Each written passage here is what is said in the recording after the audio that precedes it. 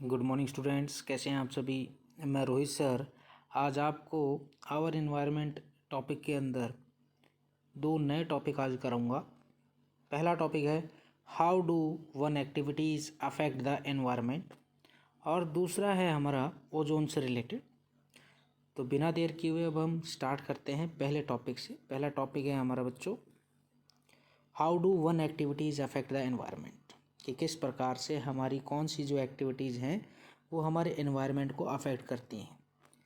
तो there are two major environmental problems. पहली problem क्या है, solid waste and their disposal, और दूसरी है डिप्लीशन ऑफ ओजोन लेयर। ये दोनों चीज़ें बहुत ही इंपॉर्टेंट है, आपको ये याद करनी है।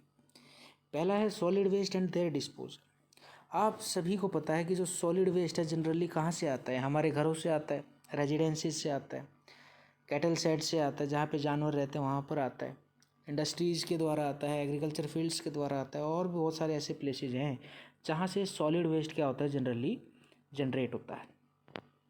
इनके अलावा आपने देखा होगा पीलिंग्स ऑफ फ्रूट एंड वेजिटेबल्स, मतलब जो छिलके होते हैं फ्रूट और वेजिटेबल्स के, वहाँ से आता है।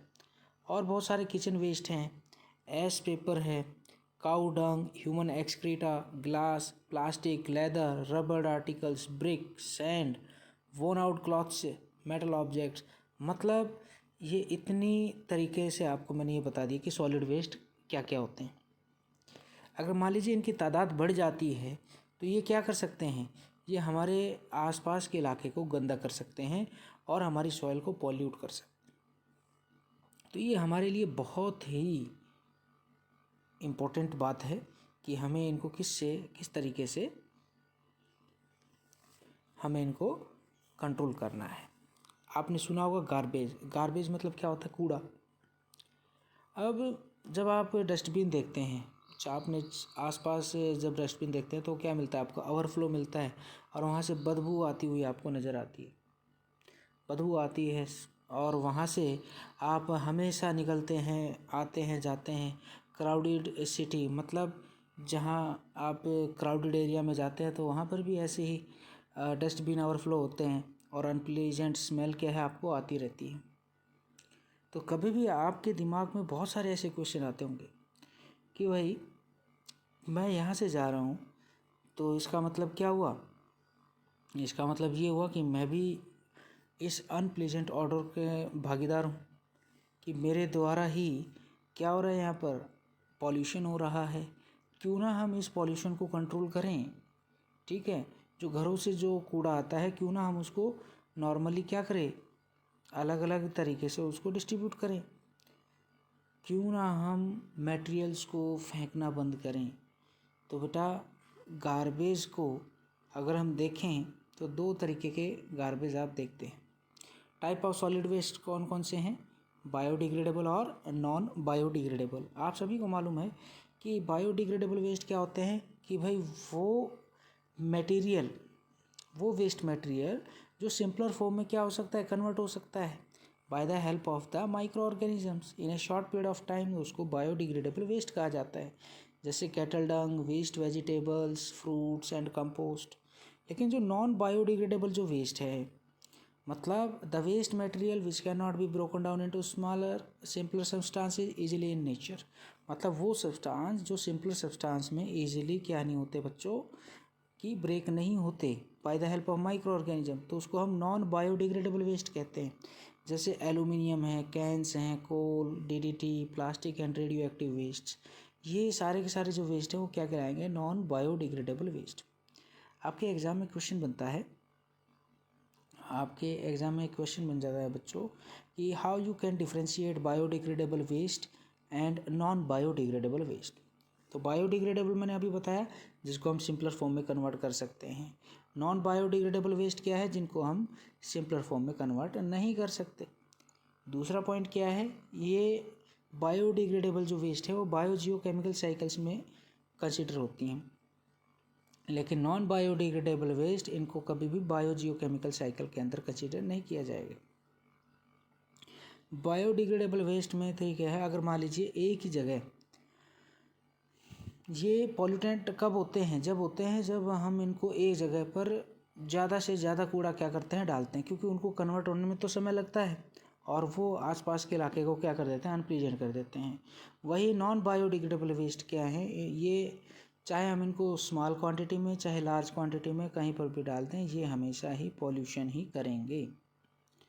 चौथा पॉइंट आप देख पा रहे होंगे बच्चों यहाँ पर। फोर्थ पॉइंट है कि जितने भी बायोडिग्रेडेबल वेस्ट हैं उनको नॉर्मली क्या किया जाता है, ट्रीट किया जाता है और उनको डिस्चार्ज किया जाता है वाटर में, सॉयल में।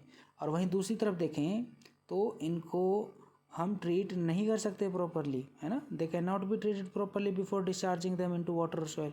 पानी या मिट्टी के अंदर डालने से पहले कभी भी हम इनको क्या नहीं करते, अलग अलग नहीं करते हैं। तो इसीलिए हमें क्या करना चाहिए, इनको रिसाइकल और रीयूज करना चाहिए। वहीं बायोडिग्रेडेबल वेस्ट की बात करूं तो ये हमारे एनवायरनमेंट में लंबे समय तक बने नहीं रहते। वहीं अगर मान लीजिए बात करें हम किसकी, नॉन बायोडिग्रेडेबल सब्सटेंस की, तो ये लंबे समय तक हमें हमारे अर्थ के ऊपर बने रहते हैं। एग्जाम्पल्स देखिए बायोडिग्रेडेबल वेस्ट के क्या हैं, urine and faecal matter, sewage, paper, vegetable and fruit peels, agriculture residues, would and cloth, ये सारे के सारे बायोडिग्रेडेबल सब्सटेंसेस हैं। वहीं मैं नॉन बायोडिग्रेडेबल सब्सटेंस की बात करूं तो वो क्या है बच्चों, हैवी मेटल्स जैसे कि mercury, lead, arsenic, radioactive waste जैसे uranium, plutonium, insecticide, pesticide, DDT, BHC, ये सारे एग्जाम्पल्स हैं किसके, नॉन बायोडिग्रेडेबल सब्सटेंसेस के। तो होपफुली आपको ये समझ में आ गया होगा। नेक्स्ट आप यहाँ पर देख पा रहे होंगे कि modes of waste disposal, modes of waste disposal आप यहाँ पर देख पा रहे हैं बच्चों। कुछ प्रोमिनेंट मेथड्स हैं वेस्ट डिस्पोजल के। सबसे पहला है लैंडफिल्स। शहरी इलाकों में क्या किया जाता है, जो मेजॉरिटी होती है सॉलिड वेस्ट की, उनको क्या किया जाता है, लो लाइंग एरिया के अंदर क्या किया जाता है, उसको फिल कर दिया जाता है और फिर उसके ऊपर से क्या है, उसको इवन सरफेस ऑफ लैंड उसको लेवल कर दिया जाता है। तो इस टाइप के वेस्ट डिस्पोजल के मेथड को लैंडफिल कहा जाता है। मैं आपको कहूँ कि एक छोटा सा गड्ढा खोदते हैं, उसमें कूड़ा डाला जाता है और फिर उसके ऊपर से क्या है, मिट्टी डाल दी जाती है, लेवल कर दिया जाता है, जिसको हम लैंडफिल कहते हैं। दूसरा है रिसाइकलिंग ऑफ वेस्ट। हमें पता है कि बहुत सारे ऐसे वेस्ट हैं जिसको हम दोबारा से यूज़ कर सकते हैं रिसाइकल करके, या प्लास्टिक है, पेपर है, मेटल्स हैं, है ना, इनको क्या कर सकते हैं हम दोबारा से रिसाइकलिंग यूनिट में भेजकर, या हम कहें कि दोबारा से रिसाइकल क्या कर सकते हैं। दोबारा से पेपर बन सकते हैं, प्लास्टिक बन सकते हैं, मेटल बन सकते हैं, और इसके अलावा भी बहुत सारी चीज़ें बन सकती हैं।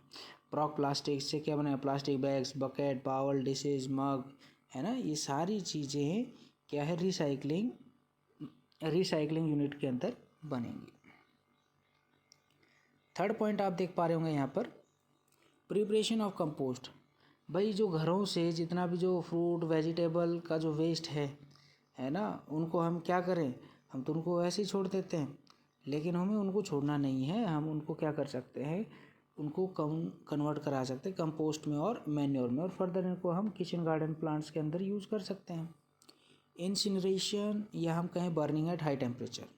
इंसिनरेशन क्या होता है, एक प्रोसेस है जिसमें incineration is the process of burning of substance at high temperature. ज़्यादातर आप देखेंगे 1000 डिग्री सेल्सियस में हम क्या करते हैं, कुछ सब्सटेंस को हीट करते हैं, या हम कहें कि भाई हीट करने के बजाय हम उसको बर्न कर देते हैं, तो कंप्लीट किस में कन्वर्ट हो जाता है, राख में कन्वर्ट हो जाता है, और उस राख को हम लैंडफिल में क्या करते हैं, डिस्पोज कर देते हैं। वहीं सिटीज़, म्यूनिसिपल कमेटी और कॉरपोरेशन क्या करते हैं, लार्ज स्केल पे इस तरीके के डिस्पोजल करने का काम करती है। लास्ट पॉइंट है production of biogas and manure. Biodegradable waste जितने भी होते हैं उनका यूज़ बायोगैस प्लांट के अंदर किया जाता है, ताकि बायोगैस और मैन्योर क्या की जा सके, प्राप्त की जा सके। बायोगैस सबसे सस्ता होता है ईंधन के रूप में, और मैन्योर फर्टिलाइज़र से सस्ता होता है। तो इस प्रकार से हम कह सकते हैं कि ये कुछ मोड्स हैं वेस्ट डिस्पोजल के, यही बताया मैंने अभी, मोड्स ऑफ वेस्ट डिस्पोजल के, जो आपको ये याद रखने हैं। नेक्स्ट टॉपिक है हमारा बच्चों, डिप्लीशन ऑफ ओजोन लेयर। सभी को मालूम है कि ओजोन गैस क्या है। ओजोन क्या है बेटा, पॉइजनस इन नेचर। ओजोन हमारे एटमॉस्फेयर में है। ओजोन हमारे एटमॉस्फेयर के चारों तरफ, मतलब कहे तो अर्थ के चारों तरफ मौजूद हैं, जो हमें अल्ट्रा वायलेट रेडिएशन से क्या करते हैं, बचाते हैं। अब ओजोन बनता कैसे है, अल्ट्रा वायलेट रेडिएशन जैसे ही ऑक्सीजन के ऊपर गिरती हैं तो ये क्या है, ऑक्सीजन एटम्स की फॉर्म में क्या होते हैं, कन्वर्ट हो जाते हैं। ऑक्सीजन अल्ट्रा वायलेट रेडिएशन सन से आएगी तो किस फॉर्म में कन्वर्ट हो जाएंगे, ऑक्सीजन एटम की फॉर्म में। जो फ्री ऑक्सीजन एटम है वो हाईली क्या होता है बच्चों, रिएक्टिव होता है। तो एक ऑक्सीजन क्या है तो दूसरे ऑक्सीजन मॉलिक्यूल के साथ क्या है, कंबाइन हो जाता है और एक ओजोन मॉलिक्यूल बन जाता है। O2 के साथ एक ऑक्सीजन एटम यहाँ पे कंबाइन हुआ, क्या बन गया, O3 बन गया, ओजोन मॉलिक्यूल बन जाता है।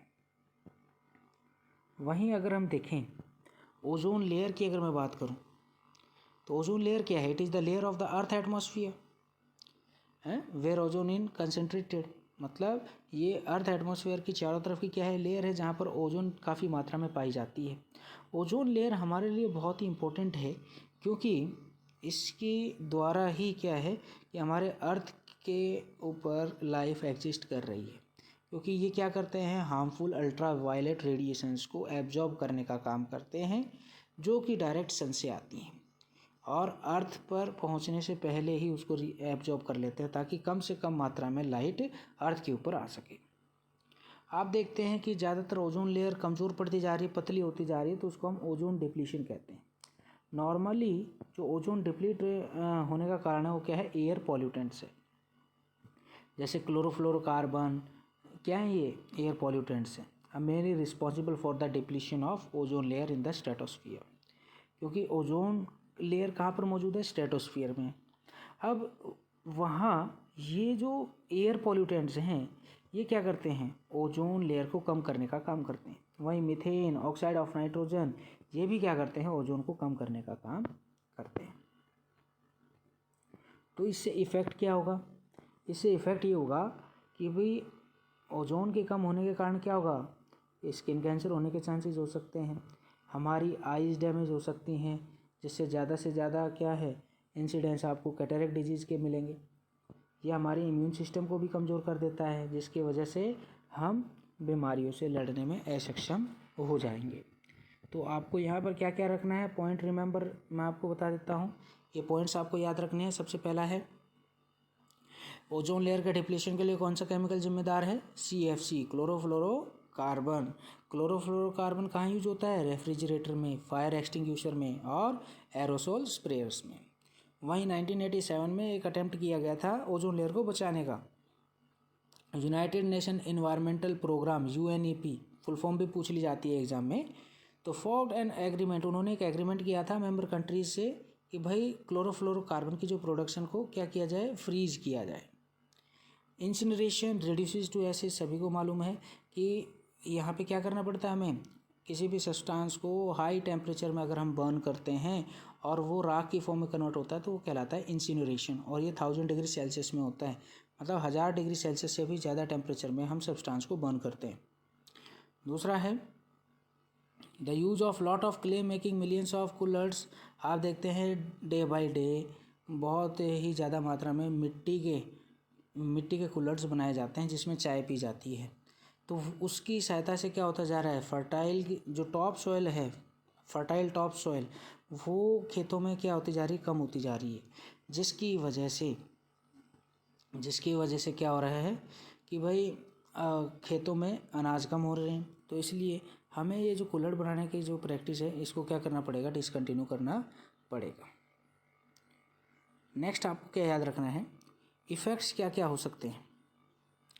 इफ़ेक्ट्स आप देख पा रहे हैं यहाँ पर कि इससे इफ़ेक्ट क्या होंगे कि ओजोन डिप्लीशन से स्किन कैंसर, कैटरेक्ट होने के चांसेस रहेंगे। इम्यून सिस्टम कमज़ोर होगा तो हमारी जो बॉडी है वो डिजीज़ से लड़ने में असक्षम हो जाएगी। तो मॉन्ट्रियल जो प्रोटोकॉल था 1987, ये किसके लिए था, इन्होंने आइडेंटिफाई किया था 8 केमिकल्स, ओजोन लेयर डिप्लीटर्स के बारे में बताया था। वेना कन्वेंशन मतलब वेना संधि के दौरान ओजोन लेयर की प्रोटेक्शन की बात की गई थी। उन्होंने आइडेंटिफाई किया था कि आज के समय कितने हैं, 19 ओजोन डिप्लीटर्स मौजूद हैं, जिसके कारण ozone gas day by day कमज़ोर होती जा रही है। ओजोन होल क्या होता है बच्चों, ओजोन होल का मतलब होता है decline in thickness of ozone layer. Ozone layer की जो मोटाई है वो धीरे धीरे कम होना ही क्या कहलाता है, ओजोन होल कहलाता है। और ओजोन होल को फर्स्ट डिस्कवर किया गया था अंटार्कटिका में 1985 में। और एटमॉस्फेरिक ओजोन को, अमाउंट ऑफ एटमॉस्फेरिक ओजोन को मेजर करने के लिए डॉप्सन स्पेक्ट्रोमीटर का उपयोग किया जाता है और इसको एक्सप्रेस किया जाता है बच्चों डॉप्सन यूनिट से। तो होपफुली आपको ये यहाँ तक समझ में आया होगा। आप इस पूरी वीडियो को 2-3 बार देखें और इसको अपनी फेयर नोटबुक में ज़रूर लिखें।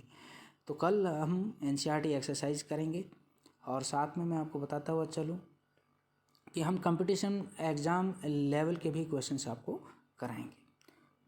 तो आपसे फिर मुलाकात होगी बच्चों। जय हिंद, जय भारत, नमस्कार।